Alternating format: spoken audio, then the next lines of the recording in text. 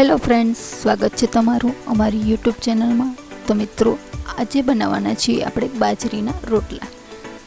એ પણ જો તમને ટીપીને રોટલા ન આવડતા હોય તો આજે આપણે આ રોટલા વણીને બનાવવાના છે। જો તમને ટીપીને રોટલા ન આવડતા હોય તો મૂંઝાવાની જરૂર નથી, વણીને પણ રોટલા ખૂબ જ સરસ બને છે।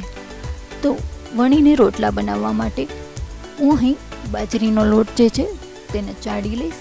તો આશરે 5 થી 6 રોટલા બને એટલો હું લોટ લઈશ। આ લોટમાં થોડો એવો લોટ અટામણ માટે કાઢી લેવાનો છે। ત્યારબાદ બીજો લોટ આપણે બાંધીશું। તો લોટ બાંધવા માટે 1 ચમચી મીઠું, 1 ચમચી ઘી ઉમેરીશું। ઘી ઉમેરવાથી આપણો બાજરીનો લોટ જે છે તે એકદમ સોફ્ટ અને સરસ બનશે અને આપણા જે રોટલા છે તે એકદમ ફૂલીને દડા જેવા થશે। તો હવે અહીં હું થોડું પાણી એડ કરતી જઈશ અને લોટને બાંધતી જઈશ। આ લોટ આપણે વધારે પડતો કઠણ પણ નહીં અને વધારે પડતો પોચો પણ નહીં, એ રીતનો લોટ બાંધવાનો છે। આપણો લોટ એક સરખો એટલે કે બધો એકસાથે સરસ રીતે મિક્સ થઈ જાય એટલે એને 5 મિનિટ માટે મસળી લેવાનો છે। અહીં આપણે આ લોટમાં થોડું પાણી ઉમેરતા જઈશું અને લોટને મસળવાનો છે। લોટ જેટલો પણ મસળાશે એટલા તમારા રોટલા જે છે તે એકદમ ફૂલીને દડા જેવા અને એકદમ સોફ્ટ બનશે। તો આ રીતે આપણે લોટને મસળી લેવાનો છે। લોટ આપણો મસળાઈ જાય એટલે આપણે અહીં આ લોટમાં આપણી જે ભાખરી કરીએ છીએ એ રીતના નાના લુવા લઈશું। જો તમારે વધારે પડતા મોટા રોટલા બનાવવા હોય તો તમે લુવા મોટા પણ લઈ શકો છો। અહીં લુવા નાના કે મોટા એ તમારા જે પ્રમાણે રોટલા બનાવવા હોય એ પ્રમાણેના લઈ શકો છો। હવે આ લુવાને આપણે 2 મિનિટ માટે પાટલા પર મસળી લેવાનો છે। અહીં આજે આપણે રોટલા વણીને જ બનાવવાના છીએ।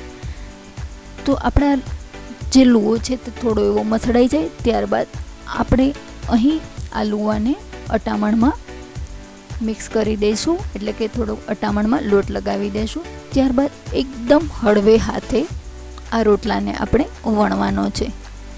આપણે આ રીતે આ રોટલો વણશું એટલે રોટલો ફાટશે પણ નહીં, ચોટશે પણ નહીં, એ રીતે રોટલો વણાશે।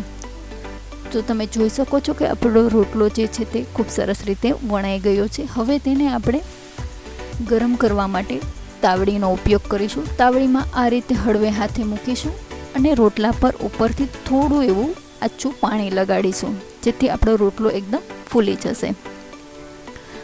તો અહીં આપણે રોટલા માટે તાવડીનો જ ઉપયોગ કરીએ છીએ।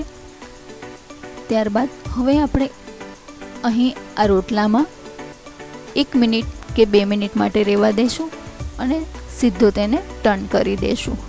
ત્યારબાદ બીજી બાજુ પણ આપણો રોટલો સરસ રીતે શેકાઈ જાય એટલે કે બંને બાજુ આપણે ભાત પડવા દઈશું। બહુ વધારે પડતી ભાત નહીં પડવા દઈ, આછી એવી ભાત પડવા દઈશું તો આપણો રોટલો ખૂબ જ સરસ બનશે। ત્યારબાદ હવે આપણે આ રોટલાને ટર્ન કરીશું અને હવે તેને ગેસ પર જ ફૂલાવી દેવાનો છે। તો આ રીતે આપણે બધા રોટલાને ખૂબ સરસ રીતે ફૂલાવતા જઈશું। તો તમે જોઈ શકો છો કે આપણો રોટલો જે છે તે એકદમ ફૂલી ગયો છે અને ઉપરથી ઘી અથવા તો બટર લગાવી શકો છો અને ઉપરથી આવી રીતે ચીકા પાડી દેશો એટલે ઘી તેના અંદર સુધી પહોંચી જશે। તો આ રીતે આપણે રોટલા બનાવીશું જે સવારે નાસ્તામાં, બપોરના ભોજનમાં કે રાતના ભોજનમાં તમે આ રોટલાનો ઉપયોગ કરી શકો છો। તો તમે જોઈ શકો છો કે આપણો રોટલો જે છે તે એકદમ સોફ્ટ બન્યો છે, મોઢામાં નાખતા જ ઉગળી જાય એવો આ રોટલો છે। તો એકવાર જરૂરથી ટ્રાય કરજો વણેલા રોટલાની રેસીપી। વિડીયો પસંદ આવે તો લાઈક અને શેર જરૂરથી કરજો। Thank you.